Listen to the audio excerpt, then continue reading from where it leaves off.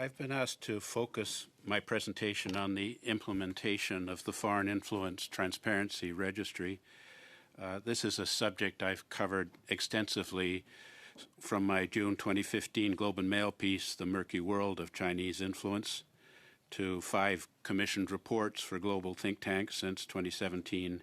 And more recently, I've detailed these issues in my book released last month, entitled The Beaver and the Dragon, How China Outmaneuvered Canada's Diplomacy, Security, and Sovereignty.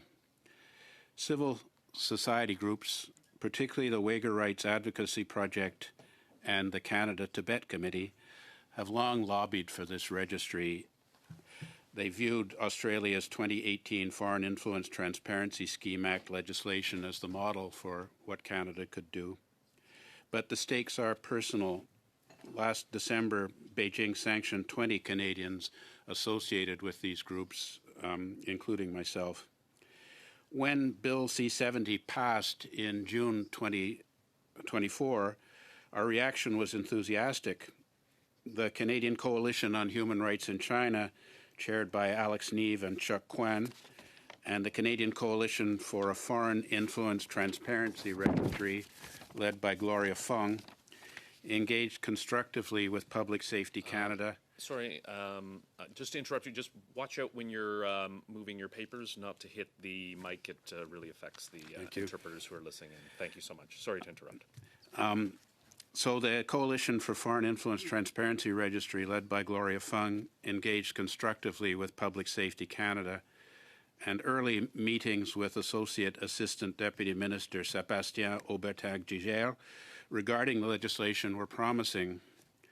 We expected a commissioner would be appointed rapidly via an order in council to begin the work of interpretation and implementation.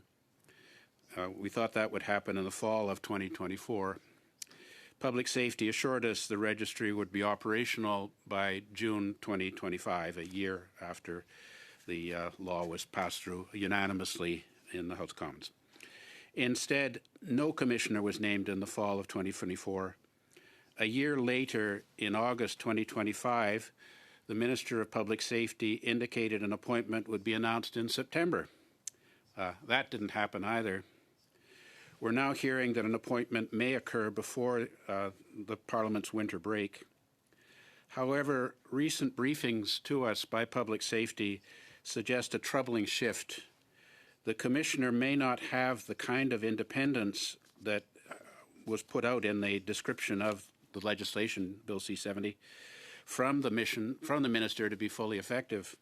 We fear the government will avoid making a strong senior appointment that this role demands. I hope I'm proven wrong about that. For the coalitions that I work with, these unexplained delays feel like cynical stakeholder management rather than sincere consultation with Canadian, Chinese, and other stakeholders. There is growing sentiment in these groups and the Chinese-Canadian community in general that the government is cavalier about the impact of foreign interference on diaspora communities. The concern is that institutional resistance, or murky forces, within the establishment is stalling the registry. It appears there are current and former members of Canada's political elite who fear transparency, lest it expose how they've been induced to serve a foreign state's agenda against the interests of Canada. Thank you, Mr. Chair. We'll now turn to questions. We'll start with Mr. Cooper from the Conservative Party for 6 minutes, please. Thank you, Mr. Chair. Thank you to the witnesses. I'm going to direct my questions to Mr. Burton regarding the endless delay around the implementation of the Foreign Influence Registry. As you noted, Mr. Burton, the Liberals promised that the Foreign Influence Registry would be up and running 1 year after Bill C-70 received royal assent. 1 year was June of this year. June came and went. It wasn't up and running. The minister said then it would be up and running by September. September came and went. He then said December, and yet here we are almost in December, and no commissioner has been appointed. We have no registry, and I would note that under the legislation, the leaders of recognized parties in the House and the Senate must be consulted on the commissioner, and the appointment of a commissioner must be ratified in the House of Commons and the Senate. So there are a number of processes that haven't happened either. So given that, it would seem to me that we have no idea when the registry is going to be up and running. Is that fair? Yes. The minister has said it would be coming by the end of this year in his most recent statement to parliamentary committee. The public safety people have been briefing us that it would be coming next spring. There's a suggestion that there are long delays in appointing the commissioner, the need for top secret security clearance and so on. But, when the government needed a fentanyl czar, they seem to be able to do an order in council and get that person in place pretty quick. So I'm puzzled as to why it takes so long to come up with a commissioner. I do see the commissioner as being key. If we can get a strong commissioner who can make these interpretations of the legislation, things like Senator Wu's concern about in association with, to get that clear what it means. What about people who are anticipating future benefits in the Chinese regime if they go along with a Chinese agenda when they're in a position of public trust in the civil service or parliament? What about secondary influence? In other words, a Canadian company that has extensive dealings with Chinese communist business networks that then sponsors a research institution. There are just a lot of questions there, and they really need a commissioner, in my view, a strong commissioner on site, fully qualified, to be able to sort them out. But what seems to be happening now is that public safety is trying to come up with regulations and interpretations which I believe will inhibit the potential independence of the commissioner in making this registry effective and actually getting names of people on the registry. That being said, from my talking to John Garneau, who was an advisor to the Australian Prime Minister when they put together their act, the simple existence of a registry seems to have a dampening effect on politicians who might be induced to get themselves in situations where they become beholden to China or another foreign power. So, we need to get this thing existing. And certainly the fact that we had an election after we had heard that from parliamentary, from a security committee, that there were a significant number of MPs and a slightly larger number of staffers who appeared to be under the influence of a foreign power. It's outrageous to me that the election happened when we didn't have any means to go into this in a fair way to ensure that Canadians are aware of people who may have not been entirely uninfluenced or unable to take the temptation of benefits from a foreign power or subject to a very sophisticated engagement by Chinese entities. Well, thank you for that. It was first June, then it was September, then it was December. Now you're saying, according to public safety officials, it's spring, but who knows if it will be spring. The Liberals have a long track record of opposing the setting up a foreign influence registry. They campaigned against it. They amplified Beijing's disinformation against Kenny Chiu after he brought forward a private member's bill to establish such a registry. So it seems to me that after years of opposing a registry, the latest tactic from this government is to be one of obstruction through endless delay. Is that fair? I think that there is concern probably at the center of government about prominent Canadians, possibly former senior officials, who might have to register because of ongoing relationships with the Chinese state. And I have a notion of people that I think might fall into that category. But so long as we don't have a registry, we can't say for sure. It's suspicion, but we really need a registry that makes it clear. And let's bear in mind, nothing stops you from, say, that large number of people, prominent Canadians, that suggested we should release Meng Wanzhou forthwith from putting a statement in the newspaper to that effect. But, you know, when we found out that Jean Charest was the recipient of a retainer from the Huawei company at the time that he was involved in this activity, that's information that I would have liked to have known at the time. First question is for Mr. Burton. In October 2024, Brookfield Asset Management brokered a $256 million loan with the Chinese State Bank while the current Prime Minister was the chair of that company. And in light of what we know about China cultivating business ties with senior policymakers and business leaders, would you classify this as a classic example of elite capture? I am concerned about this. It's similar to when we appointed Dominic Barton as the ambassador to China. That what if the prime ministership is a transitional job for Mr. Carney and that he'll return to business afterwards? The Chinese will naturally take into account what sort of policies he engaged in with regard to China while he was in that position. So I'm not suggesting that Mr. Carney is consciously preparing for this, but the effect is the same. And so one is concerned about matters like this, his previous connections with the Chinese regime, and I mean in his current policies, which emphasize promoting Canadian prosperity through seeking to expand Canadian exports into the Chinese market, is meaning that we aren't implementing the registry, we aren't dealing with Chinese espionage in Canada. We're not taking effective measures against agents of the Chinese regime who are involved in intimidation and harassment activities in our country, and so on. So the Chinese note that, and I think if you look at the impact of our not implementing the registry, from the Chinese government's point of view, I think they welcome it as similar to the Uyghur resolution, where the Prime Minister and the entire cabinet didn't vote in favor of it, that we don't really mean it, that we're not actually going to do it, that they'll continue to engage in their influence activities in Canada unhindered.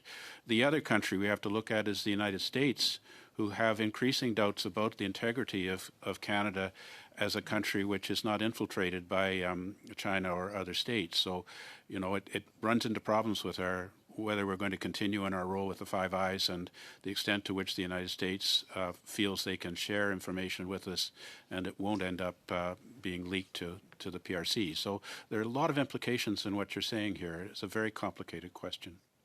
I understand. It's a very complicated position that Canada finds itself in right now. You intimated in your testimony, Mr. Burton, that the eagerness by which the Minister in Public Safety Canada and the government has gone about passing Bill C-70, and then subsequently that eagerness seems to be dissipating as time has gone by. We have no appointed commissioner. You have intimated that there seems to be some softening in the implementation and the approach that the government is going to take if they ever do eventually get around to implementing or appointing a commissioner. Do you think that is because of pressure from Beijing? I mean, the Taiwanese have warned us very much that this is exactly the way the PRC does its business. Do you think that this registry is being compromised as part of a larger influence campaign from China? Whether it's active or passive is another question, but the recent statements by the leader of the Taiwan delegation here in Canada, and Michael Kovrick's recent statements, and others, I agree with them that we do have a problem here of evidently responding to Chinese agendas in Canada, and this is an ongoing process. In other words, the infiltration gets deeper and deeper as time goes on, and China is becoming more and more aggressive, and we're seeing concerns about Chinese infiltration into Canadian infrastructure. Lead story in the National Post today about the possibility of Chinese sabotage of our water supply by working with the filtration stations. But it's not just the water; it's the EVs. There are just all sorts of areas that suggest that a future conflict with China will not be about buildings blowing up in faraway countries, but it'll be about the APMs won't work anymore the electricity will turn off and that real Canadian citizens will suffer real consequences from China's cyber infiltration into our system, which appears to be an ongoing matter. Thank you for those answers. Mr. Burton, I'm going to add something to my question for you to answer. We know that WeChat, for example, is a very popular Chinese PRC-linked social media platform that was promoting Prime Minister Carney and the Liberal team during the last election.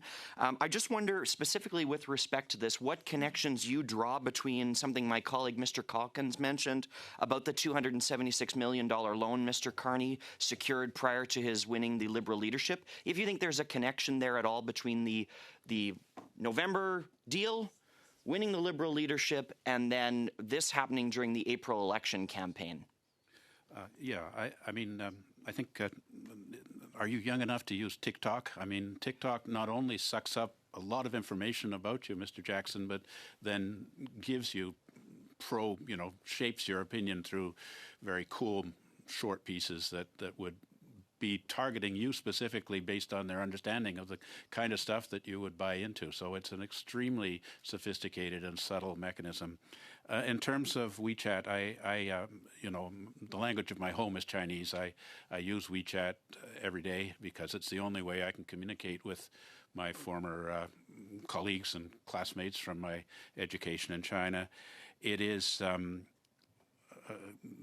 clearly very sophisticated in the same sort of way. It sets out messages which are pro PRC, and it's active here in Canada. I mean, Ashbury College here in Ottawa not only has the Ashbury College WeChat site, but they have WeChat site for every single grade in the Chinese language to speak to the Chinese parents. And I would never put anything on WeChat that would be in the slightest way political, but you can see that the degree of specificity of this technology, I don't think it's from humans, I think it's algorithms, is staggering, and we should be worried about it. And I was very much involved in the Kenny Chiu matter, which was similarly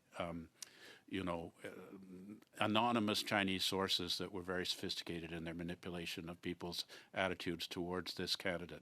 The PRC has the largest number of accredited diplomats in Canada other than the United States. The PRC's diplomatic presence is significantly larger than countries such as India, Japan, the United Kingdom, and France. In fact, in 2023, the PRC, for example, had 176 diplomats in Canada compared to 178 diplomats in the United States, which, by the way, the United States is the PRC's top trading partner and most popular immigration destination for PRC nationals, yet they had only 2 more Chinese diplomats than in Canada, notwithstanding that the United States is 10 times larger. So should it be of concern, the size of the PRC's diplomatic mission in Canada, should that be of concern? And why do you think the PRC has such a large diplomatic footprint in Canada? Yeah, I mean, Japan has 40-some, India has 30-some. They have, as you say, 176.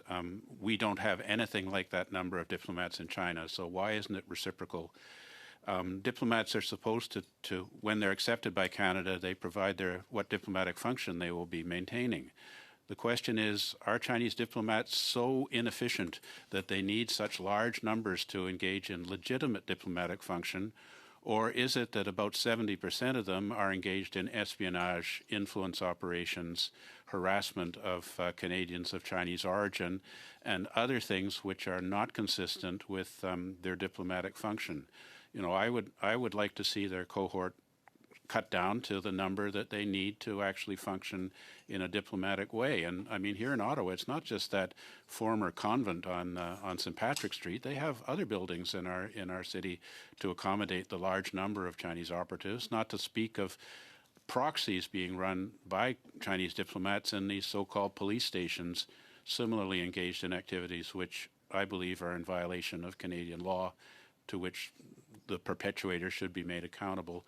But there again, we're not expelling people that I believe CSIS knows are espionage agents. The only one we expelled was Zhao Wei after was exposed in the press that this gentleman had been involved in activities to seek to pressure the family of Michael Chong. I just don't want any Chinese spies to be operating freely in our country, and the fact that we don't expel any of them, we don't make any of them persona non grata or bring their proxies to Canadian courts to be made accountable for these alleged activities, I think sends a signal to China that Canada is open territory for this kind of thing. It also sends a signal to the United States that Canada is open territory for Chinese infiltration, and can the United States trust us in important collaboration on security and military issues? Merci beaucoup. 5 minutes, please. Thank you very much. A question for Mr. Burton. You've talked a lot about the Foreign Influence Transparency Registry, but I'd like to hear about maybe a blind spot, and it's a topic you've covered, the acquisition of businesses by foreign actors. We know there's nothing like a private company in China. Everything is connected to the state. I'd like to hear about the risks of not better regulating the acquisition of Canadian businesses by Chinese actors and bringing Chinese technology here. We can think of electric vehicles, which are spy tools, depending on how we use them. Drones made in China were acquired by the RCMP. So is this a blind spot we should be looking at? One question, and you're right, I have written about this. Since 2009, I've published over 200 pieces in the Canadian national press. I'm not sure how much influence they've had on Canadian government policy, but anyway, I keep trying. I think we have to understand that any Chinese business is part of a coordinated complex led by the Chinese Communist Party. As the Chinese leader Xi Jinping said, the party is in charge of everything, and so any investment also involves the party, the military, the security agencies, the government. They're all coordinating together, and I mean that's really why you see such an excellent discount on say the sale price of Huawei technology, because one assumes that they factor in the opportunities for intelligence and data collection when they sell them. There's a lot of Internet of Things stuff going on. The U.S. is concerned about the TP-Link routers, which are considerably cheaper. When I heard about this, I smashed mine with a hammer, but the one that I had to buy to replace it cost 4 times the price of my excellent TP-Link router. So, there are concerns about this in all investment. Is there something else? If China wants to buy a money-losing gold mine up at the north, you find that it's quite close to a NORAD facility and has an outlet into the Northwest Passage. Well, it's all, the mine was losing money, so why did they want it? So I think that all of these kinds of investments are tricky. The problem is that, how can we determine if an enterprise is in fact operating under the influence of a hostile foreign power or simply ethnic Chinese people who want to do a good investment? I think that we need to be looking at that carefully, and of course, we don't want to be involved in discriminating against Canadians simply because of their ethnic origin. So it's a serious matter, and we're clearly not on top of it sufficiently. We need to put a lot more resources into protecting Canadian national interests, because it's really like a game of Go. The Chinese are like putting down tiles everywhere, and eventually they're going to circle us. It's just a matter of time. And the process happens as we don't really fully appreciate their overall planning. Mr. Burton, I'd like to get your thoughts on something that you referenced, and that is this government pursuing a strategic partnership with the PRC. During the English language leaders debate during the last federal election, Mark Carney said that the PRC is Canada's biggest security threat, and went on to say that, quote, they are one of the largest threats with respect to foreign interference. Consistent with this, the director of CSIS stated just 2 weeks ago that the PRC is a major threat to Canada's security because of its foreign interference activities. And yet we have Mark Carney's Foreign Affairs Minister talking about a strategic partnership with the PRC, including on matters of security. So how can we square, on the one hand, Mark Carney saying that the PRC is Canada's biggest security threat, backed up by CSIS, all the while his government is pursuing a strategic partnership with a hostile foreign state that is a threat to Canada's security? It's a great question. I mean, the Strategic Partnership Agreement was signed between Canada and China in 2005. I opposed it at the time. Then when we had the Indo-Pacific policy come up, all of a sudden we forgot about strategic partnerships and talked about disruptive force in affairs. Now we have the strategic partnership back, articulated by Minister Anand and the Prime Minister, as you said. The Chinese interpretation of a strategic partnership goes along with the other stuff that the Prime Minister in his meeting with the Chinese leader Xi Jinping, and indeed the Deputy Minister David Morrison in his speech to the celebration of China's National Day last September, which is that we are buying the Chinese, we're buying into the Chinese language about pragmatic and constructive, and their other language about seeking common ground while setting aside differences. So by using this language, we're essentially saying we're going to do Canada-China relations in the way that China wants to do it. And the idea of having a partnership with a country that the Commons, through a unanimous resolution, determined was engaged in genocide and facilitates third world dictatorships by providing them with Chinese surveillance technologies and all of the other things that China does, menacing Taiwan, the abrogation of the Hong Kong agreement and so on, is completely extraordinary to me. I mean, we're partners. I don't want to be partners with, I don't feel that Canada should partner up with a regime whose values are so discordant with what makes our country great.